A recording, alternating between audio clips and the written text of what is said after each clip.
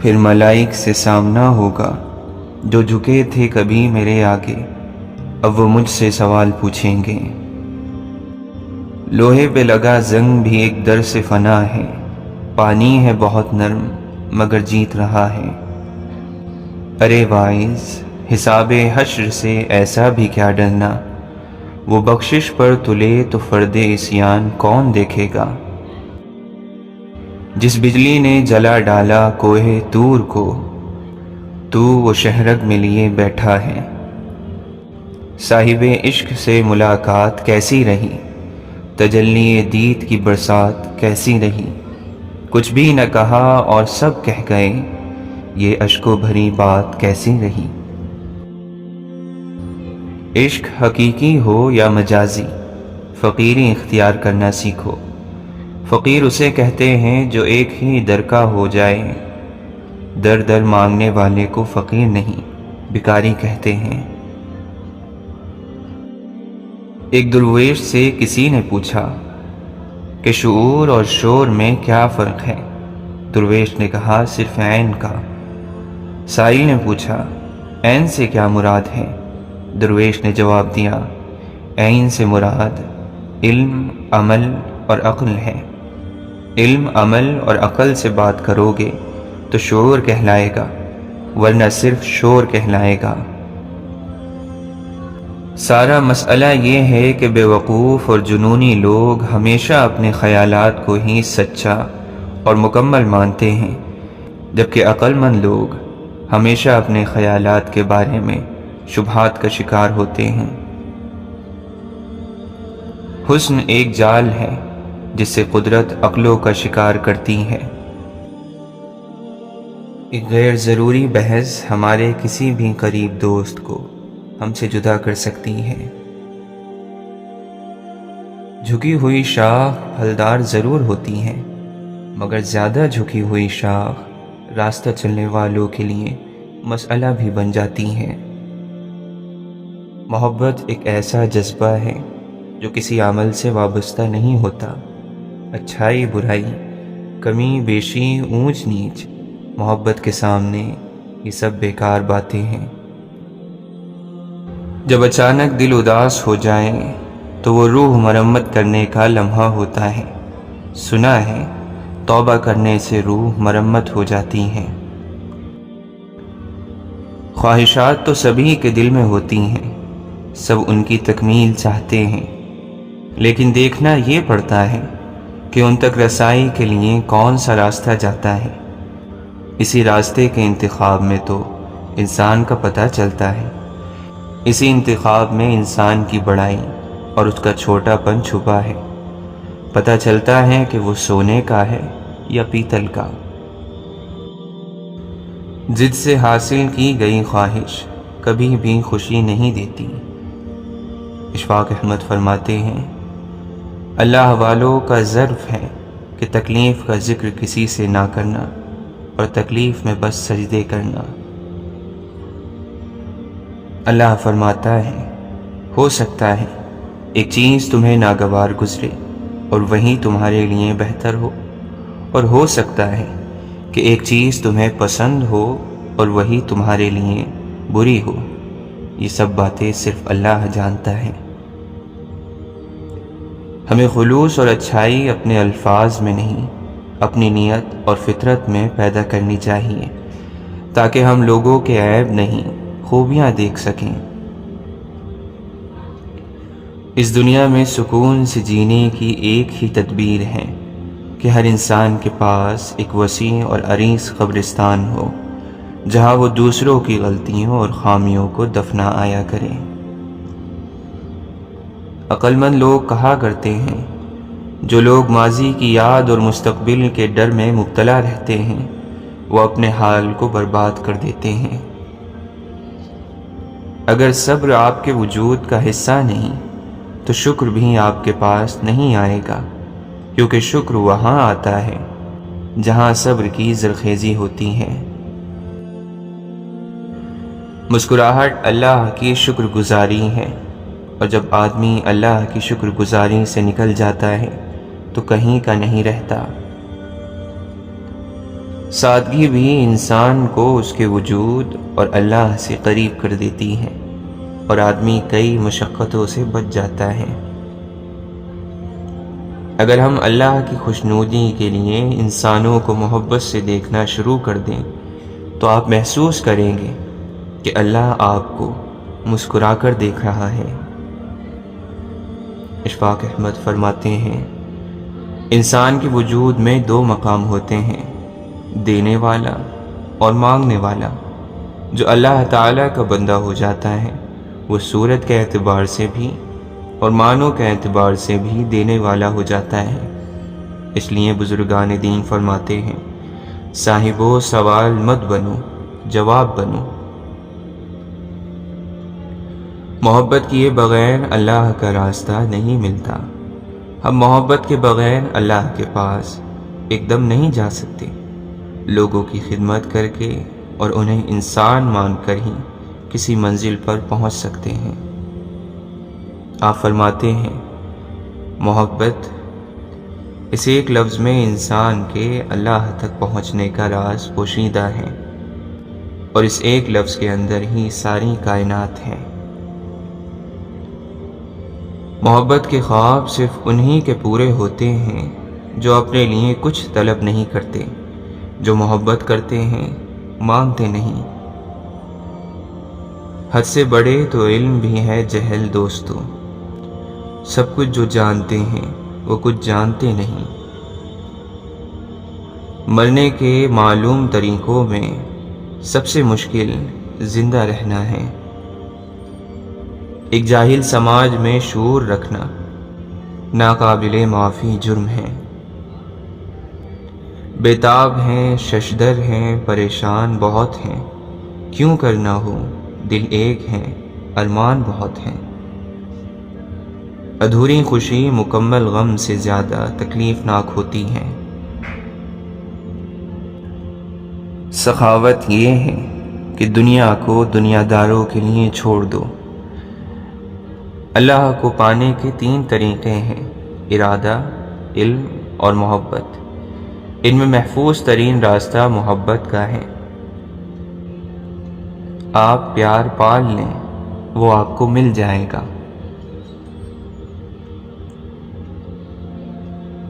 اپنی خامیاں دور کرنے کا طریقہ یہ ہے کہ جب ہم کسی اچھے شخص سے ملیں تو یہ سوچیں کہ اس میں کون سی ایسی خوبیاں ہیں جن کی وجہ سے لوگ اسے سراہتے اور اس کی عزت کرتے ہیں۔ کیا اس جرم سے بڑھ کر کوئی جرم ہو سکتا ہے کہ تمہیں صرف دوسروں کی کوتاہیوں کا علم ہو؟ شیخ سعدی رحمۃ اللہ علیہ فرماتے ہیں، جس نے علم حاصل کیا اور عمل نہ کیا وہ اس آدمی کی طرح ہے جس نے محنت کی، ہل چلایا اور بیج نہ بکھیرا۔ جب انسان بچوں کی طرح اللہ کو اپنی من پسند چیز کے لیے مناتا ہے، تڑپ سے گڑ گڑاتا ہے تو اللہ مان جاتا ہے۔ اللہ کو اپنے بندے کی معصومیت بھری یہ ادا بہت پسند ہے۔ جیسے ایک چیونٹی سمندر کو نہیں سمجھ سکتی، اسی طرح انسان اللہ تعالیٰ کے راز، اس کے کاموں اور قانون کو نہیں جان سکتا۔ اللہ تعالیٰ کے پیارو سنو، اگر اللہ تعالیٰ کا قرب چاہتے ہو تو پھر اپنے اخلاق کو سنوار لو۔ جو لوگ واقعی پرواہ کرتے ہیں وہ ہمیشہ آپ کی زندگی میں واپسی کا راستہ تلاش کرتے ہیں۔ زندگی میں کبھی کوئی آپ کا کردار اٹھا کر چوک میں بھی لٹکا دیں تب بھی اطمینان رکھے، کیونکہ عزت اور ذلت صرف اللہ کے ہاتھ میں ہے۔ مجھے کیا حق میں کسی کو مطلبی کہوں، میں خود ہی خدا کو مصیبت میں یاد کرتا ہوں۔ وہی کرتا اور وہی کرواتا ہے، کیوں بندے تو اتراتا ہے۔ ایک سانس بھی نہیں ہے تیرے بس کی، وہی سلاتا اور جگاتا ہے۔ رکتا نہیں تماشا، رہتا ہے کھیل جاری، اس پر کمال یہ ہے دکھتا نہیں مداری۔ دھوپ تو دھوپ ہے، اس کی شکایت کیسی؟ اب کی برسات میں کچھ پیڑ لگانا صاحب۔ پانے کی چاہ اور کھونے کا ڈر نہ رہا، تب سمجھو تمہارا عشق مکمل ہوا۔ جب بھی تو مجھ سے کچھ چھین لیتا ہے، میں خوشی سے ناچ اٹھتا ہوں کہ پوری دنیا میں تجھے ایک میں ہی امیر ملا۔ ہم نیکیاں اس عمر میں کرتے ہیں جب ہم گناہ کرنے کے قابل بھی نہیں رہتے۔ کسی کو یہ خوف کہ خدا دیکھ نہ لے، کسی کی یہ آرزو کہ خدا دیکھتا رہے۔ فقط جسموں تک ہی ٹھہر جانے والے روح کی سچائی سے ناواقف ٹھہرے۔ تمہاری ماں سے بھی زیادہ پیار ہے اللہ کو تم سے۔ جب تم ماں کی محبت کو ناپ نہیں سکتے تو کیا لگا اس عظیم رب کی محبت کا اندازہ کر لوگے۔ میں جب بھی سوچتا ہوں کپ کپا سا جاتا ہوں، حضور آپ میرے واسطے بھی روئے تھے۔ بابا جی فرماتے تھے بیٹا ذرا سوچو وہ خوشبو کہاں تک جاتی ہوگی جو محمد صلی اللہ علیہ وسلم کی سانس مبارک سے آتی ہوگی۔ علم تو اللہ کا نور ہے جو گناہ گاروں اور بدبختوں کو نہیں دیا جا سکتا۔ یہ علم کا نقص ہے کہ اس میں اضافے کا خیال نہ ہو۔ مزید علم کی خواہش نہ ہونا اس بات کی دلیل ہے کہ آدمی اپنے علم سے فائدہ نہیں اٹھا رہا۔ سب سے بڑی خیانت یہ ہے کہ تم اپنے بھائی سے چھوٹی بات اس طریقے سے بیان کرو کہ وہ اس کو سچ سمجھے۔ آدمی کو جھوٹا بنانے کے لیے کافی ہے کہ جو کچھ کسی سے سنے اسے بلا تحقیق دوسروں کے آگے بیان کر دے۔ مسلمانوں میں اس شخص کا ایمان کامل ہے جو ان سب میں اچھے اخلاق والا ہے۔ جو شخص باوجود حق پر ہونے کے جھگڑا چھوڑ دے، میں اس کا ضامن ہوں کہ جنت کے کنارے میں اسے جگہ دوں گا۔ اور جو شخص جھوٹ بولنا چھوڑ دے، اگرچہ مذاق ہی میں کیوں نہ ہو، میں اس کو جنت کے اندر گھر دوں گا۔ اور جو شخص اپنے اخلاق سنوارے، میں اس کو جنت کے اوپر کے درجے میں گھر دلانے کا ضامن ہوں۔ مومن نہ تو طعنہ دینے والا ہوتا ہے، نہ لعنت کرنے والا اور نہ فحش بکنے والا۔ دینی امور کے اظہار میں کسی ملامت کرنے والے کی ملامت سے نہ ڈر۔ جب کسی کے عیب نکالنے کا خیال تیرے دل میں پیدا ہو تو اس کے اظہار سے تجھ کو تیرا یہ خیال روک دے کہ مجھ میں بھی کچھ عیب ہیں۔ خدا کے بندوں میں بہترین بندہ وہ ہے کہ جب ان کو دیکھا جائے تو خدا یاد آ جائے، اور خدا کے بندوں میں بدترین بندے وہ ہیں جو ادھر ادھر کی چولیاں لگاتے پھرتے ہیں، دوستوں میں جدائی ڈلواتے اور پاک لوگوں پر تہمت لگاتے ہیں۔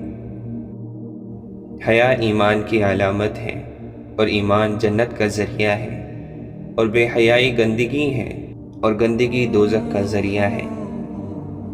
حیا سے صرف بھلائی ہی حاصل ہوتی ہے۔ حیا اور ایمان دونوں باہم ملے ہوئے ہیں، جب ایک اٹھا لیا جاتا ہے تو دوسرا بھی اٹھا لیا جاتا ہے۔ اے اللہ مجھے مسکینی کی حالت میں زندہ رکھ، اور مسکینی کی حالت میں دنیا سے اٹھا، اور مسکینوں کے گروہ میں میرا حشر فرما۔ میں قیامت کے روز 3 آدمیوں کا مخالف ہوں گا۔ پہلا اس شخص کا جو میرے نام پر وعدہ کرے اور پھر دغا کرے، دوسرا اس شخص کا جو آزاد شخص کو بیچ کر اس کا روپیہ کھائے، تیسرا اس شخص کا جو مزدور سے پورا کام لے اور اس کی اجرت نہ دے۔ بڑے بڑے گناہوں میں سے ایک بڑا گناہ یہ بھی ہے کہ کوئی شخص اپنے ماں باپ کو گالی دے۔ لوگوں نے عرض کیا یا رسول اللہ یہ کیسے ہو سکتا ہے کہ کوئی شخص اپنے ماں باپ کو گالی دے؟ حضور صلی اللہ علیہ وسلم نے فرمایا ہاں، یہ اس طرح ممکن ہے کہ دوسروں کے باپ کو کوئی گالی دے اور وہ جواب میں اس کے باپ کو گالی دے۔ جو شخص یہ چاہتا ہے کہ اس کی روزی میں کشادگی ہو اور اس کی عمر میں زیادتی ہو تو اسے چاہیے کہ وہ رشتہ داروں کے ساتھ نیک سلوک کرے۔ کسی شخص کو دین میں بصیرت زیادہ نہیں ہوتی سوائے اس کے کہ اس کے اعمال میں اعتدال اور میانہ روی آ جائے۔ جو شخص خیانت کرنے والے کی پردہ پوشی کرے وہ بھی اسی کی طرح ہے۔ جس شخص نے شہرت کے خیال سے کوئی کپڑا پہنا، قیامت کے دن اللہ تعالیٰ اس کو ذلت اور رسوائی کا لباس پہنائے گا۔ اپنے مہمان کے ساتھ دروازے تک جانا لازم ہے۔ تم دوسروں کی رائے کی تقلید نہ کرو۔ تم کہتے ہو اگر لوگ ہم سے احسان کریں گے تو ہم بھی ان سے احسان کریں گے، اور ہم پر ظلم کریں گے تو ہم بھی ان پر ظلم کریں گے۔ یہ ٹھیک نہیں، بلکہ اپنے دلوں کو برقرار رکھو۔ اگر لوگ تم پر احسان کریں تو تم بھی احسان کرو، اور اگر برائی کریں تو تم ظلم نہ کرو۔ تم میں بہتر وہ ہے جو دنیا کے لیے اپنے دین کو نہ چھوڑے، اور نہ دنیا کو آخرت کی وجہ سے، اور لوگوں پر بار نہ ہو، اپنے خرچے کا بوجھ دوسروں پر نہ ڈالیں۔ بدگمانی سے بچو کہ بدگمانی بڑی جھوٹ بات ہے، اور کسی کی بات چھپ کر نہ سنا کرو، اور کسی کے عیب کی جستجو نہ کیا کرو۔ مسلمانوں کے راستے سے تکلیف اور ٹھوکر کی چیز ہٹا دیا کرو۔ کسی شخص کے لیے جائز نہیں کہ اپنے مسلمان بھائی سے ناراض ہو کر 3 رات سے زیادہ ترک ملاقات کریں۔ جب وہ دونوں ملیں تو ایک دوسرے سے منہ پھیر لیں۔ ان میں سے اچھا وہ ہے جو سلام کرنے میں سبقت کرے۔ تم میں سے ہر شخص اپنے بھائی کے لیے آئینہ ہے، سو اگر اس میں کوئی بری بات دکھائی دے تو اسے دور کر دینی چاہیے۔ مسلمانوں کی آپسی محبت اور شفقت کی مثال ایک جسم کی سی ہے کہ جب جسم کا کوئی حصہ تکلیف میں ہوتا ہے تو سارا جسم بخار اور بے خوابی میں مبتلا ہو جاتا ہے۔ جو شخص لوگوں میں مشہور کرنے کے لیے کوئی عمل کرے گا، اللہ تعالیٰ اس کے عیبوں کو لوگوں میں شائع کرے گا اور اس کو حقیر اور ذلیل کرے گا۔ میں اس امت میں ایسے شخص سے اندیشہ کرتا ہوں جو بات تو دانائی کی کرے لیکن عمل اس کا ظالمانہ ہو۔ معاف کرنے سے اللہ تعالیٰ آدمی کی عزت بڑھا دیتا ہے،